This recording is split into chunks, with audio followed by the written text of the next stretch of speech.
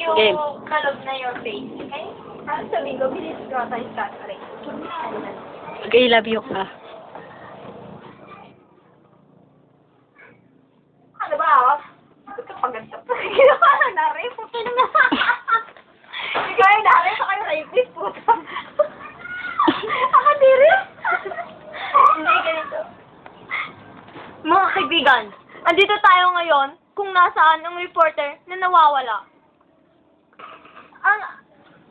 Ang pangalan po ng reporter na to ay Stephanie Jorge. Kung saan, kinilap po siya mga alas 12 ng hating gabi. Sa kanilang tahanan, dito sa Sumabit, Binalonan, Pangasinan. Kaya ngayon mga kaibigan, andito tayo ngayon sa Sampaloc, Manila, kung nasaan, dinala ang kanyang bangkay.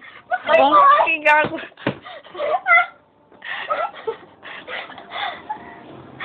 Buhay pa po siya, mga kaibigan. Mga kaibigan, I'm so sorry because buhay pa po pala siya.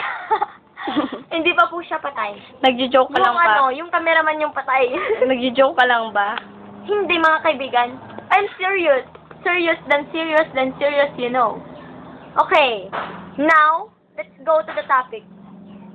Miss Stephanie Jorge. Saan ka dinala ng mga kidnapper?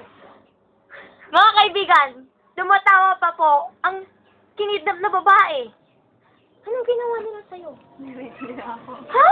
Nirate nila? Saan? Sa may damuhan? Hala ka! O sa may puno? Sa taas ba? Nang Nara. Yun lang po mga kaibigan. Pa sa pagbabalik po natin, malalaman natin ang buong kasaysayan ng kinidnap na reporter na si Miss Jorge. Ngayon po, pupunta po tayo sa ating entertainment showbiz live. And now, let's go back to Agpapabintasan. Thank you. Ngayon mga kaibigan, sa pagbabalik po ng Kakasal Ka Ba, Saging Ka Na Ba, andito na po ang kidnapper. Thank you.